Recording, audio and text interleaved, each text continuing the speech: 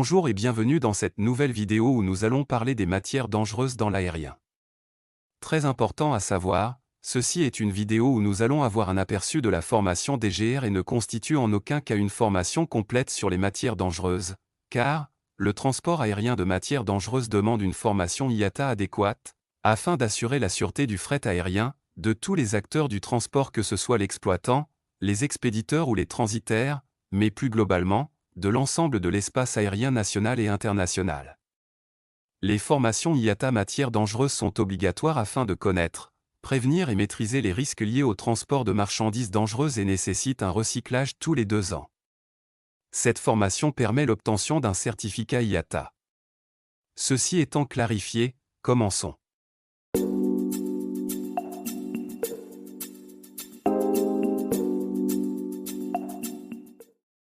Le terme marchandise dangereuse regroupe toute une variété de produits, de substances, de matières qui se présentent sous des formes diverses, solides, liquides ou gaz, éventuellement contenus dans des équipements ou des appareils. Au-delà de cette diversité, le dénominateur commun à toutes les marchandises dangereuses est le danger potentiel qu'elles représentent pour les êtres vivants, la sécurité, les biens ou l'environnement. Mais seuls les produits, substances et matières citées dans les instructions techniques de l'Organisation de l'aviation civile internationale sont des marchandises dangereuses au sens de la réglementation. En raison de leur dangerosité potentielle, le stockage, la manipulation et le transport des marchandises dangereuses par voie aérienne sont encadrés et soumis à une réglementation dont l'objectif est de garantir la sécurité tout au long de la chaîne de transport, depuis la préparation des marchandises par l'expéditeur jusqu'à la livraison de celles-ci à son destinataire. La réglementation ne régit pas uniquement le transport de marchandises dangereuses en fret. Elle s'intéresse aussi aux quelques marchandises dangereuses pouvant être emportées par des passagers ou les membres d'équipage à bord des aéronefs. En ce qui concerne les exploitants aériens, la réglementation ne s'applique pas uniquement à ceux qui transportent des marchandises dangereuses. En effet, les exploitants qui n'en transportent pas sont aussi concernés. Ils doivent mettre en place des procédures destinées à reconnaître les marchandises dangereuses et ne pas les accepter à bord des aéronefs, or celle dont l'emport par les passagers et les membres d'équipage est autorisée réglementairement dans leur bagage ou sur eux. Former et sensibiliser les personnels, dont les membres d'équipage ou encore, assurer l'information des passagers. Les différents acteurs qui interviennent dans le processus de transport aérien sont les expéditeurs, les emballeurs, les transitaires, les exploitants d'aéronefs, personnel d'assistance en escale, personnel service passagers, personnel de sûreté, membres d'équipage, et les exploitants d'aéroports.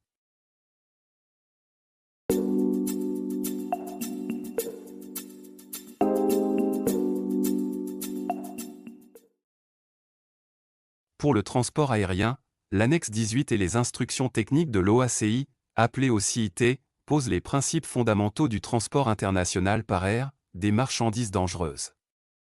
La réglementation OACI en matière de marchandises dangereuses se compose de l'annexe 18 et des documents suivants, les instructions techniques pour la sécurité du transport aérien des marchandises dangereuses.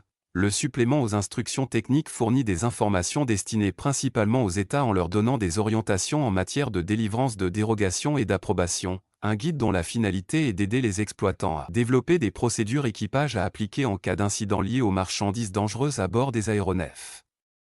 Ces documents sont réédités tous les 2 ans. Entre chaque réédition, des actualisations sont faites par additifs correctifs.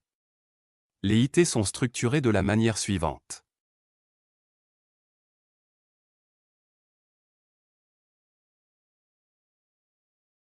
En ce qui concerne IATA, il s'agit du Dangerous Good Regulation, ou DGR, publié par IATA eux-mêmes. Ce document n'a pas valeur de règlement. Le DGR est toutefois utilisé par les compagnies aériennes adhérant à IATA et par leurs sous-traitants. C'est une déclinaison plus restrictive des IT de l'OACI, présentée différemment afin d'en faciliter l'utilisation. Le DGR est réédité tous les ans. Des actualisations peuvent être faites entre chaque édition. La gestion des marchandises dangereuses impose un certain nombre d'opérations au cours desquelles la responsabilité de l'expéditeur et de l'exploitant aérien, et de tout sous-traitant intervenant au nom de ceux-ci, est engagée. Vous pouvez à tout moment faire pause pour mieux comprendre la responsabilité de chacun.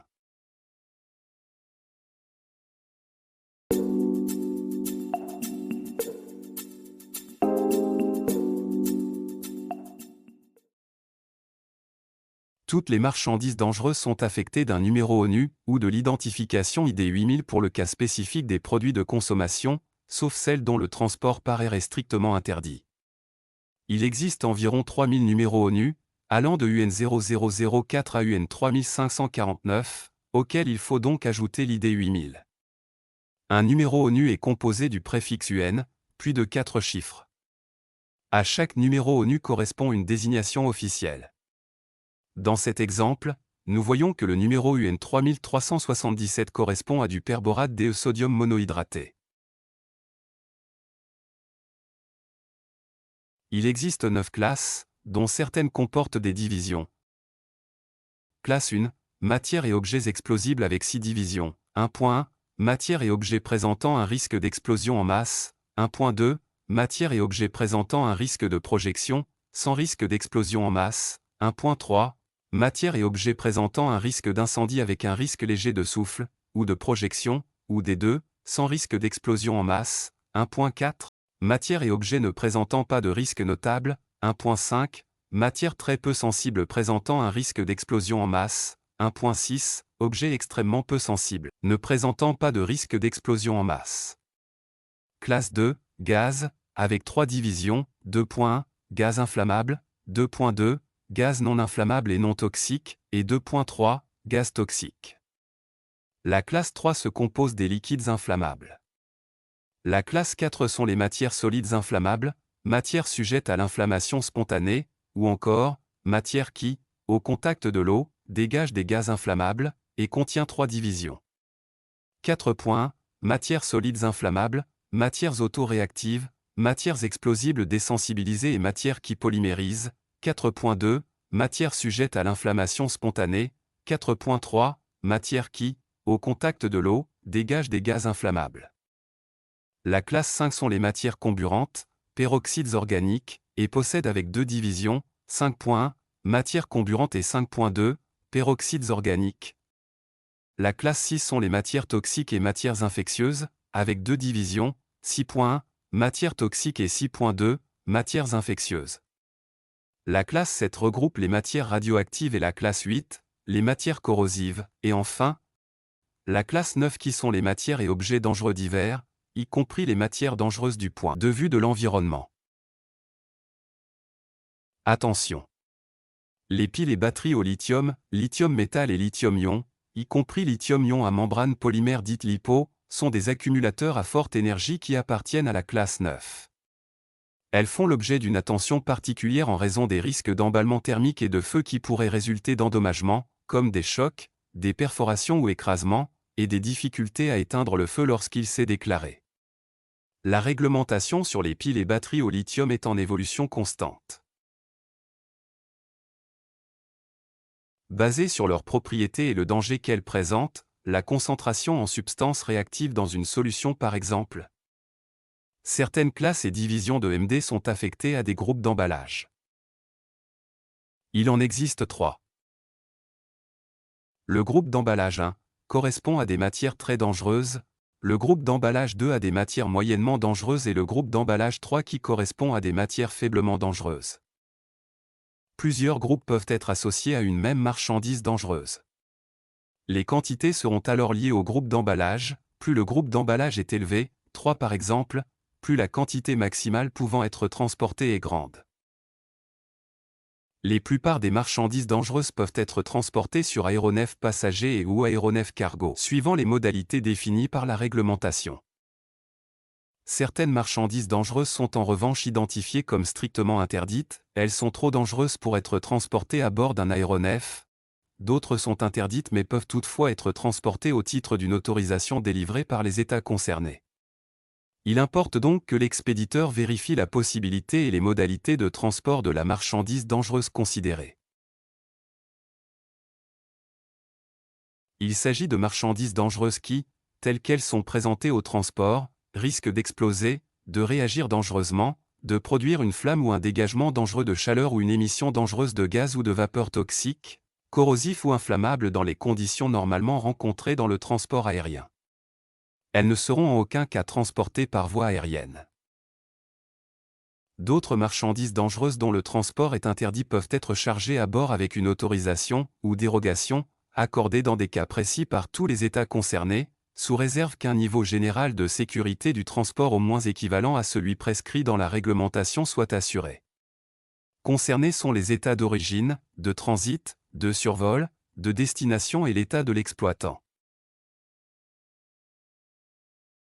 Les marchandises dangereuses doivent être emballées en conformité avec l'instruction d'emballage, IE, qui leur est assignée. Les instructions d'emballage sont numérotées avec 3 chiffres, le chiffre à gauche correspondant à la classe de danger, et la lettre Y pour les quantités limitées. Dans notre exemple, l'instruction d'emballage est 551, ou Y541, ceci pour emport sur aéronef passager, ou 555, si c'est sur aéronef cargo seulement. La classe de danger sera donc 5. Les emballages doivent comporter le numéro ONU et la désignation officielle de la marchandise dangereuse, les noms et adresses de l'expéditeur et du destinataire, un marquage ONU précisant le code et la nomenclature de l'emballage, c'est-à-dire la nature de l'emballage, sa résistance, son étanchéité, etc. Voyons comment cela se présente avec un exemple. Ici, nous voyons le logo UN, donc l'emballage est certifié ONU. 4G correspond au type d'emballage, 4 pour caisse, et la lettre correspondant au matériau, G pour carton. I5 correspond au groupe d'emballage, avec la lettre Y pour groupe d'emballage 2, et le chiffre correspondant à la quantité brute maximale, emballage plus le contenu, ici 5. Donc 5 kg. La lettre suivante, S, signifie que le colis contient un solide ou des emballages intérieurs, à noter que ces emballages peuvent contenir des liquides. Ensuite nous avons 13, qui correspond à l'année de fabrication, donc ici, caisse fabriquée en 2013. En dessous vient la lettre F. Cette lettre indique l'État ayant procédé à la délivrance de l'agrément d'emballage, ici, la France. Et pour finir, FD 1374. Il s'agit là de l'identification du titulaire de l'agrément d'emballage. Les emballages doivent aussi comporter un étiquetage identifiant la nature des MD emballés et les dangers prédominants ainsi que les dangers subsidiaires, si existants. Un marquage et étiquetage relatif aux précautions de manutention, appelé étiquette de manutention. Et pour finir, les emballages comportent l'indication de la quantité de produit, qui n'est pas un requis pour l'OACI, mais qui est exigé par le DGR-IATA. Le tableau suivant récapitule les différentes étiquettes de danger et de manutention. En plus des étiquettes de danger, nous pouvons aussi avoir des étiquettes de manutention. Les étiquettes de manutention permettent d'identifier facilement les instructions d'expédition et de manutention nécessaires aux marchandises en transit. Très visibles et accrocheuses, les étiquettes de manutention attirent l'attention là où cela est nécessaire pour une livraison idéale. En ce qui concerne les quantités limitées, l'information figure dans la colonne 10 du tableau, la lettre Y suivie de 3 chiffres. Il s'agit de petites quantités de produits, emballés seulement par emballage combiné, c'est-à-dire emballages intérieurs et extérieurs. Les emballages portent une étiquette spécifique, les requis pour les emballages extérieurs sont adoucis. Pour les quantités exemptées, l'information figurera dans la colonne 9 du tableau, avec la lettre E, suivie d'un chiffre, ce chiffre va de 0 à 5. Il s'agit de très petites quantités, voire même des échantillons. Sous ce régime, les marchandises dangereuses ne sont pas intégralement sujettes aux prescriptions DIT. Les emballages portent une étiquette spécifique. Les spécifications concernant la documentation sont allégées avec un marquage simplifié, comme l'étiquetage par exemple, pas de DGD ou Dangerous Good Documentation, pas de NOTOC ou Note to Captain, seulement une mention dans la LTA. L'expéditeur fournit à l'exploitant aérien les renseignements relatifs à l'expédition. Ces renseignements peuvent être présentés, sous format papier, 2 exemplaires, remplis et signés, sont fournis à l'exploitant aérien, dont un exemplaire accompagne l'expédition, ou sous format électronique, avec l'accord de l'exploitant cette fois-ci, les données doivent alors pouvoir être produites sur papier sans délai et être présentées dans l'ordre exigé par les IT. Les renseignements devant être fournis, dans un cas général et ceci hors matière radioactive, sont les suivants. le nom et l'adresse de l'expéditeur et du destinataire des marchandises dangereuses. Pour chaque marchandise dangereuse, le numéro ONU, la désignation officielle de transport, la classe ou division de danger principale, et pour la classe 1, la lettre du groupe de compatibilité, la classe ou division de danger subsidiaire si existante, le groupe d'emballage, la quantité, le nombre, le type et l'instruction d'emballage appliquée.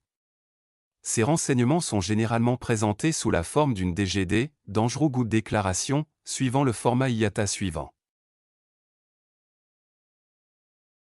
Afin d'éviter des interactions entre certaines MD, par exemple en cas de détérioration des emballages, ou une éventuelle contamination, par exemple d'animaux ou de denrées alimentaires par des matières toxiques ou infectieuses en cas de détérioration des emballages, des règles de séparation ou ségrégation entre colis contenant certaines marchandises dangereuses ou d'autres frettes sont imposées. Elles s'appliquent dans l'aéronef mais aussi dans les zones de stockage et dans les phases de manutention. Les règles de séparation et ségrégation prennent en compte les dangers principaux et subsidiaires. Les colis contenant des marchandises dangereuses à bord des aéronefs doivent être arrimés et calés afin d'éliminer les possibilités de déplacement de ceux-ci et donc, les risques de détérioration des emballages qui pourraient s'ensuivre. De même, les colis de marchandises dangereuses doivent être protégés de tout dommage lié au déplacement des bagages ou du fret dans l'aéronef. La possibilité d'emport de marchandises dangereuses par les passagers et les membres d'équipage dans les bagages en soute, donc enregistrés, ou bagages en cabine, voire même sur eux, est détaillée en partie 8 des IT, avec d'éventuelles restrictions. Attention! Les marchandises dangereuses qui ne sont pas identifiées expressément dans la partie 8 des IT sont interdites d'emport par les passagers et les membres d'équipage. Un article contenant plus d'une marchandise dangereuse doit satisfaire les dispositions de l'ensemble des rubriques applicables. Les marchandises dangereuses autorisées en partie 8 des IT sont autorisées uniquement pour un usage personnel. En aucun cas, elles ne peuvent être transportées à des fins commerciales. Enfin, l'emport de certaines marchandises dangereuses autorisées peuvent nécessiter l'approbation préalable de l'exploitant aérien, comme indiqué dans cet exemple. Le commandant de bord est informé de 2 choses. Les marchandises dangereuses qu'il transporte en fret au travers du document qu'il signe, et de certaines marchandises dangereuses emportées par les passagers et membres d'équipage que l'exploitant aérien doit porter à sa connaissance. Si une urgence en vol survient, le commandant de bord doit communiquer des renseignements au service de la circulation aérienne pour faciliter toute intervention en cas d'accident ou d'incident. S'il y a accident ou incident, les renseignements sont fournis par l'exploitant à l'autorité compétente, aussi vite que possible, pour pouvoir limiter les risques découlant de dommages infligés aux colis de marchandises dangereuses. Le document 9481 annexe 928 de l'OACI fournit des éléments permettant aux exploitants aériens d'élaborer leurs procédures d'intervention et de gestion des urgences à bord des aéronefs. Il comporte la liste des marchandises dangereuses, associée pour chacune d'entre elles à un indicatif de consigne. Dans notre exemple, la matière dangereuse 1003 est de l'air liquide avec un indicatif de X. Cet indicatif est composé d'un numéro de consigne et d'une ou 2 lettres, dont la définition est fournie dans le doc 9481 annexe 928. Pour notre exemple, il s'agit du numéro 2 et de la lettre X. Le tableau de consigne d'intervention d'urgence nous indique que 2 est du gaz non inflammable, et la lettre X, un comburant. Le doc 9481 annexe 928 fournit enfin des listes de vérification et d'intervention en vol et après atterrissage, comme indiqué dans notre exemple. L'exploitant aérien doit reporter les événements liés aux marchandises dangereuses à son autorité de tutelle et à l'autorité de l'état d'occurrence de l'événement. En cas de matière radioactive, les événements sont reportés à l'Agence de la sûreté nucléaire. La notification n'intéresse pas uniquement les exploitants aériens. Elle concerne tous les acteurs, assistants en escale, exploitants d'aérodromes, exploitants d'aéronefs, expéditeurs, emballeurs, transitaires, etc. La découverte de marchandises dangereuses non ou mal déclarées dans le fret ou dans les bagages doit aussi faire l'objet d'une notification. Ceci conclut notre aperçu de la formation DGR, matière dangereuse. À bientôt pour une nouvelle vidéo.